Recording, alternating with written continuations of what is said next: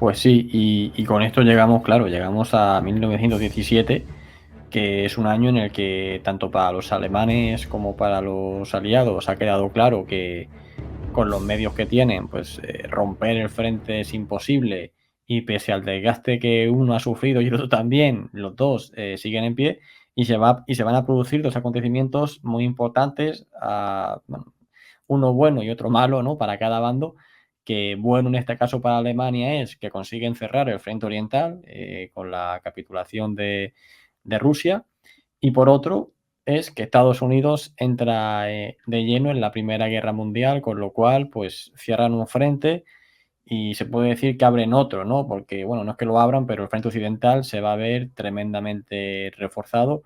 Así que, pues, va a quedar la situación nuevamente, pues, en una especie de punto muerto. Pero bueno, ¿cuál es, una vez que los alemanes han cerrado ese frente, si puedes comentar cuáles van a ser sus nuevos planes? Y luego, por otro lado, lo mismo con los franceses e ingleses que han recibido, pues, ya la entrada de llena de Estados Unidos.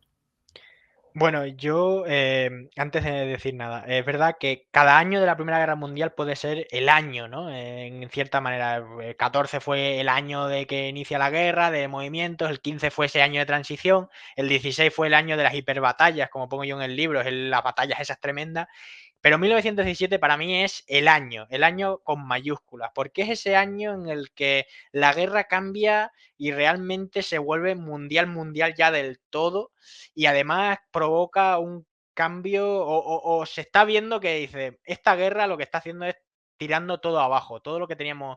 Si había alguna esperanza que después de esta guerra volviera todo un poco a la normalidad, en 1917 todo eso se acaba. Eso no va a volver nunca a ser nada como antes de 1914, jamás.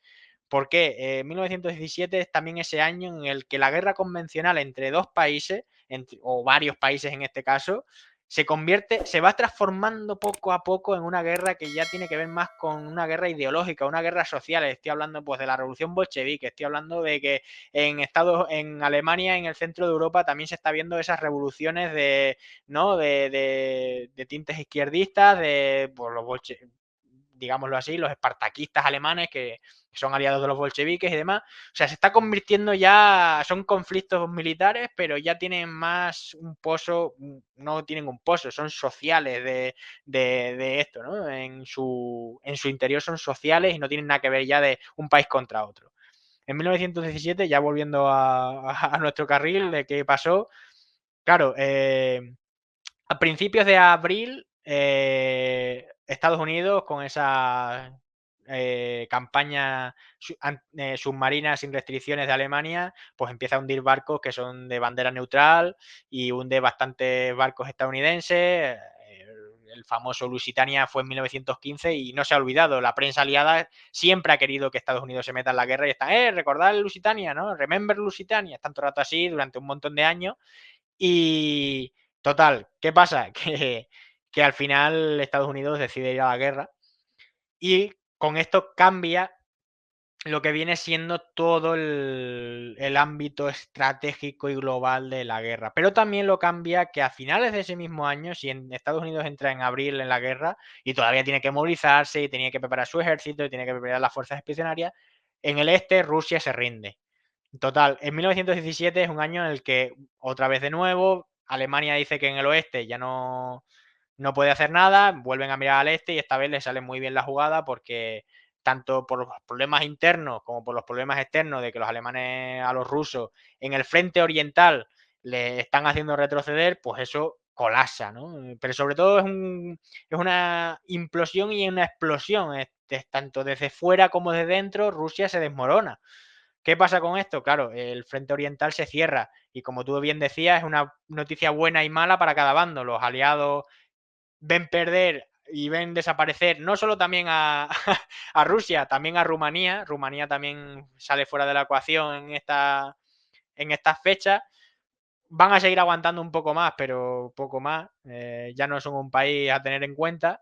Pero tienen el apoyo de Estados Unidos, de que es el gran neutral, como lo llamo yo. Es un neutral que en cuanto se ponga a funcionar, te va a dar refuerzos a Tutiplén, sin ir más lejos, te va a dar mucha mano de obra, te va a dar muchos recursos económicos, de hecho ya te los está dando porque te está dando muchos recursos, vamos, muchos préstamos para que tú sigas, para que tú continúes la guerra, cosas como el bombardeo que inician los británicos en el Somme de 10 días, es gracias a los préstamos que dan los estadounidenses. O sea, sin esos préstamos no hubiera pasado el son. Entonces, cuando se mete ya Estados Unidos de guerra de lleno, dice, bueno, pues ya está, esto es una gran noticia. Pero claro, es amarga. Los alemanes, al contrario, están súper felices. Claro, Rusia se ha salido de la guerra, los bolcheviques piden la paz, pero al contrario saben que se les acaba el tiempo, porque cuanto Estados Unidos se movilice y empiece a llevar tropas a Europa, y haga eso, ¿no? Que pese su movilización industrial y humana, pese en el continente, va a ser su final, porque ya no hay reservas de los países que llevan combatiendo desde el 14, ya no hay casi reservas de donde tirar para hacer montar ofensiva. Total, que en 1917, teniendo en cuenta esto, también va a ser un año en el que los aliados creen que pueden ganar la guerra. Van a entrar a saco. Una vez que entra Estados Unidos en la guerra, dicen, bueno, también hay que darle mucha caña, hay que darle caña ahora al tema. Los británicos tienen un éxito limitado al principio, tienen alguna batalla ahí interesante en la zona norte, en Arras y demás, pero los franceses se vienen abajo. En abril del 17 empiezan los motines en el ejército francés, ya no pueden más, por esas bajas del 15 que hablábamos antes, y el final del año es verdad que los franceses recuperan pie después de los motines, hay algunas batallas como la de Malmaison, en la que vencen a los alemanes con muy pocas bajas, vencen también en la segunda batalla de Verdún, porque hubo otra segunda batalla de Verdún, y vencen una serie de ofensivas limitadas llevadas a cabo por Petain, ¿vale? Que ahora es jefe de Estado Mayor. Y los británicos también en Cambrai, cuando usan, en vez de usar 40 tanques que usaron en el Somme, usan 200, 300, usan todos los tanques que tienen ya, usan 370 tanques y arrollan a todas las líneas alemanas. Lo que queda aquí claro es que se puede romper el frente, lo que queda claro en estas ofensivas. O sea, es un poco un caramelo amargo, porque cuando han vencido y han sorteado este abismo, llega el colofón, que es la salida de Rusia. Entonces 1917 acaba para todos los contendientes, para los alemanes acaba mucho mejor en este sentido, Mm. que parece que están liberados liberan las manos, ¿no? Liberan las manos de ese segundo frente tan terrible y que exigía tantos recursos. Pero para los aliados, acaba el año, así ha entrado Estados Unidos en la guerra, pero que se haya salido Rusia, lo saben. Los alemanes van a atacar en 1918, lo saben. Van a ir con todo. Y Estados Unidos o se moviliza rápido Mm. o les arrollan. Sí, pues un par de cuestiones. El primero es que efectivamente, claro, se ve que es posible romper el frente, pero una cosa es romper el frente y otra cosa es explotar esa ruptura y evidentemente en la Primera Guerra Mundial, por los medios limitados en cuanto a la motorización, pues es mucho más complicado explotar una brecha que luego va a ser la segunda, ¿no? Que es muchísimo más fácil. Pero me gustaría comentar una cosa que tú en el libro pones, y es que el año en el que peor lo pasó Alemania con respecto al hambre y tal, y a la falta de recursos de este tipo y la inanición, en pocas palabras. Creo recordar, ¿vale? Que fue en 1917, porque luego, posteriormente, en el 18, se va a recuperar un pelín con lo que consigue extraer de Rusia, ¿no? Una vez que se queda con parte de su territorio. Bueno, eso por un lado. Y luego, por otro lado, hay un hecho aquí muy llamativo, que la película esta de 1917, de hecho, parte del argumento, y es ese repliegue alemán que se produce. No sé si puedes dar luz sobre ese acontecimiento, porque se Sí. produce, que esperaban conseguir, que da pie a que los aliados crean, porque de alguna manera Alemania está totalmente agotada, se está retirando y se vengan arriba. Bueno, la verdad es que los aliados siempre van a pensar bueno, hasta 1918 todo el mundo va a pensar que la guerra iba a durar hasta 1919, incluso hasta 1920. Se esperaba que la guerra iba a durar muchísimo más, porque ya, claro, una vez que esa ilusión del principio se ha evaporado rápidamente en los últimos meses de 1914 y los primeros del 15, pues claro, ellos ya se hacen a la idea de que esto va para largo y que en 1919 y 20 va a haber guerra. ¿Qué pasa con Alemania en el 17? Como hemos dicho, estaban a la defensiva. Y en este caso, Falkenhayn ya ha salido, ya le han echado. Ahora entran Ludendorff y Hindenburg, que eran dos generales orientalistas, por así decirlo. Ellos siempre habían apostado por el frente oriental. Y total, que el caso es que ellos lo que dicen en el oeste es que en 1917 ellos hacen una reunión, ¿vale? Ahora mismo no recuerdo justamente el sitio, pero está todo comentado en el libro, ahí bien narrado, que ellos hacen una reunión con los jefes de Estado Mayor de todos los ejércitos y preguntan opiniones de, oye, ¿de qué vamos a hacer aquí? ¿Qué pasa? Que uno que es no me acuerdo ahora mucho. Ay, Von Kuhl, ¿vale? Que era jefe de Hermann von Kuhl, que había sido jefe de Estado Mayor del primer ejército de von Kluck, cuando en la época del Marne, pero todavía seguía porque era un tío muy válido. Ahora va a ser jefe de Estado Mayor de grupos de ejércitos, o sea, le ascienden realmente.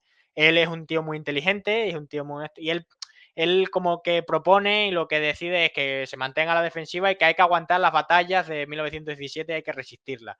Claro, resistir en un frente muy amplio es mucho más difícil que resistir en uno más pequeño y más corto. Lo que hacen los alemanes en esa película que aparece en 1917, justamente, es que inician la operación Alberich, que es una retirada de, creo que son unos 40 o 50 kilómetros, ¿vale? De profundidad. Se retiran los alemanes acortando el frente occidental, se retiran de esa protuberancia que habíamos hablado de 1915 y se retiran a nuevas posiciones que son posiciones que además han estado siendo preparadas a conciencia durante muchísimo tiempo. Aquí ya no hay trincheras aunque estén las alemanas, que las alemanas eran trincheras bastante bien hechas y como son ellos, ¿no? Muy, muy ingenieros.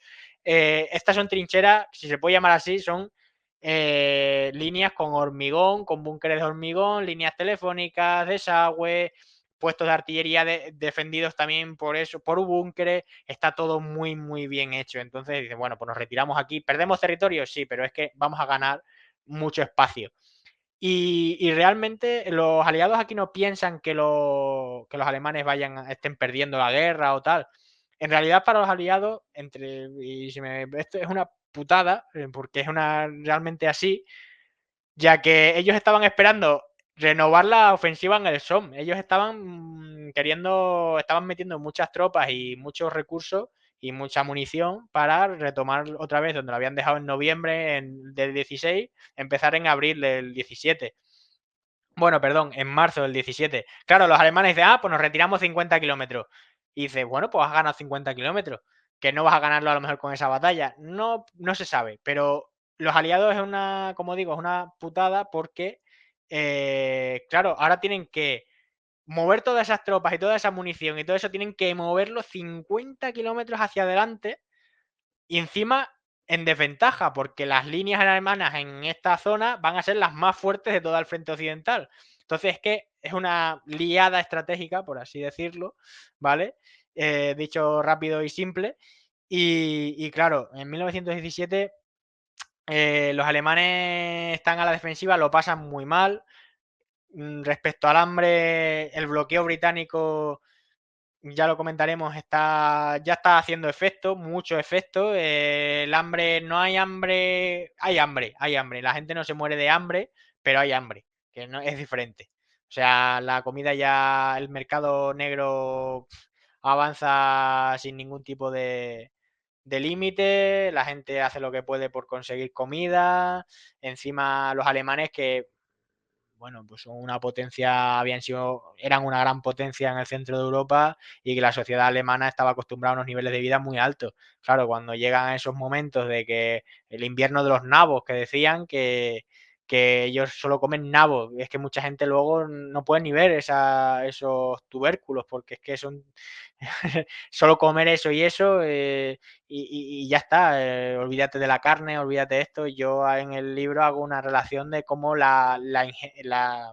la ingesta calórica de los alemanes va bajando según va pasando el tiempo, en el ejército en este caso, que bueno, que el pan se reduce muchísimo, son alimentos que hay que tenerlos, que ahora el pan, claro, en nuestra sociedad hoy día nos dicen los médicos que limitemos el consumo de pan porque engorda, porque tal y pascual, pero en esta época el pan y las patatas y estas cosas eran alimentos básicos y eran alimentos que pues se tomaban todas las semanas muchísimo. Total, que a ti te están quitando el pan y es que te están quitando la vida, te están, claro, es un momento en el que Alemania no todavía tiene fuerza todavía y sobre todo tiene fuerza de, por lo que has comentado al principio, de cuando han conquistado grandes territorios de Rusia, zonas cerealísticas de Ucrania. Claro, allí no es que estén ocupando el territorio y produciendo allí grano, trigo, lo que sea. Lo que están es esquilmando el territorio. Lo que están entrando los graneros, se llevan todo lo que hay para alimentar primero al ejército y luego a la población suya para que la moral se mantenga todavía un poco más para que ellos a ver si la guerra cambia finalmente o da una vuelta, que se gira las tornas, que le sale bien con el tema de Rusia, que encima van a ocupar mucho más territorio cuando se rinda Rusia. O sea, en ese sentido es un equilibrio muy difícil, es un equilibrio muy difícil para Alemania. No están vencidos, podrían seguir aguantando, pero ojo, cuidado, por las circunstancias y por las muchas casualidades, Alemania va a mantenerse todavía en pie en 1917, pero los aliados también, al final, es que en 1917 es un año, al final acaba como un año muy decepcionante para todos también, como había sido el 14, pero más aún, porque ya están todos mucho más agotados, están ya todos muy hartos de la guerra, porque ya las tropas están bastante cansadas y bueno, ¿no? Una serie de circunstancias que 1917 empieza con mucha alegría, como yo empiezo el capítulo citando una columna de un diario francés que el autor escribía, bueno, este año ganamos la guerra y el 30 de diciembre del 17 está diciendo, madre mía, hay que resistir ante la adversidad, y es que eso se avecinaba tormenta. Sí, sí, lo comenta además precisamente cómo van bajando las calorías. Luego también el soldado en el frente, ya con todo lo que tiene que pasar, al final uno de sus mejores momentos o cuando mejor se lo pasa es cuando come, ¿no? Entonces, si le quitas también la comida, ya que le queda y a nivel de moral, pues baja mucho. Luego también comentas que ahora cuando van a empezar a avanzar en el 18, en esa ofensiva que lanzan, se quedan alucinados, ¿no? De ver que su enemigo, ¿no? Los aliados que tienen mejor material, que tienen mejor comida y, ¿no? Y de alguna forma dicen, cago en la leche, fíjate qué bien que están ellos y qué mal lo estamos pasando nosotros. Pero antes de pasar al 18, quisiera preguntarle también por la polémica esta que hay en la entrada de Estados Unidos en la guerra, por el famoso telegrama, ¿no? En el que pues los alemanes estaban poco menos que incitando a México a que atacase Estados Unidos y que esto va a ser la excusa que van a utilizar Estados Unidos para entrar en la guerra y tal. No sé si la polémica sobre esto todavía sigue abierta. Hay una película también, creo que se llama Kingsman, que también deja entrever cómo todo fue un montaje por los aliados y tal. ¿Esta polémica sigue abierta o está completamente claro de que era real, que los alemanes pretendían una alianza con México para invadir Estados Unidos y que les molestasen? Por lo que he visto y por lo que he podido leer en estudios modernos y actuales, es real. Lo del telegrama Zimmermann es real. Lo que dicen los alemanes, lo que dice ya la historiografía actual, no es que ya realmente México se propusiera invadir Estados Unidos, estando ellos en una revolución brutal, en una guerra civil, sino que fue una torpeza por parte de la diplomacia alemana. No conocían, fue un error, fue muy tonto, fue una torpeza, como digo, porque ¿cómo le vas a proponer a un país que está en guerra civil que invada a su enemigo del norte, que encima entre mexicanos y estadounidenses, que siempre se han llevado como el perro y el gato? Y no solo eso, que los mexicanos en 1914 Estados Unidos ha invadido México, ha invadido Veracruz, ha estado persiguiendo a Pancho Villa por el territorio mexicano y las autoridades mexicanas no se pueden oponer a los estadounidenses. ¿Cómo pretendes que tú ese país va a atacar a los Estados Unidos? No, incluso aunque no hubiera habido revolución, porque si no me recuerdo mal, en 1917 la revolución mexicana está creo que en los últimos años ya, pero claro, Sí. igualmente, aunque no, se está recuperando de todo eso. Ha habido varios gobiernos, total. Que, claro, no fue como la guinda del pastel. Los aliados ya, y sobre todo los Estados Unidos, estaban ya muy hartos de los alemanes. Todo el mundo estaba presionando mucho para que dijeran, oye, o sea, di Meteros, sí. algo. Meteros. Exacto, haz algo, Wilson, le decían a Wilson, haz algo porque es que estamos quedando un poco a la altura del betún, que nos están hundiendo barcos, estamos perdiendo personal, estamos perdiendo ciudadanos, y joder, habrá que contestar. Y encima, cuando ya salió del telegrama hablando de México y tal, pero esto que es encima, Ya. entonces total. No solo ya fue por el telegrama, que no entraron por la guerra por el telegrama, desde 1914 y 1915, con el Lusitania, en mayo del 17, Sí. del 15, cuando hunden el Lusitania, que fue el 7 de mayo, o sea, a principios de mes, o sea, llevan 2 años ya de rifirrafe Alemania y Estados Unidos, de que te hunde un barco, de que o que no te lo hundo, te capturo el barco, y Sí. encima los alemanes diciendo, encima estos tíos están dando préstamos a nuestros enemigos. O sea, no son neutrales, total, que ese rifirrafe al final explota por, pues eso, el telegrama, que es pues ya está, dice, pues ya tengo aquí las pruebas y ya, ya no solo por los barcos, sino encima has querido que mi vecino del sur Sí. eh, No, entre en guerra contra mí. y que viene muy bien también de cara a la opinión pública, ¿no? Hombre, por supuesto. La Primera Claro. Guerra Mundial también es la Primera Guerra Mundial en cuanto a propaganda. Oye, lo de Bélgica cuando Alemania invade Bélgica y fusila y tal, no sé qué, que fueron cosas, es verdad, terribles, pero muy excepcionales dentro de la guerra. Claro, los aliados dicen, bueno, esto ya está, porque el discurso lo tenemos ganado. Ya, vamos, Alemania son los unos, son unos bárbaros, son las hordas estas de Atila, etcétera, etcétera. Total, que en ese sentido la entrada de Estados Unidos fue una cosa que se coció a fuego lento, no fue algo de, ¡ay! Nos entramos, Sí, no, sí, fue una sí. cosa que poco a poco y ya está. No fue tanto como la Segunda Guerra Mundial cuando Alemania declaró la guerra así de buenas a primeras a Estados Unidos la guerra, ¿no? Aquí fue que hubo un roce real entre Alemania y Estados Unidos.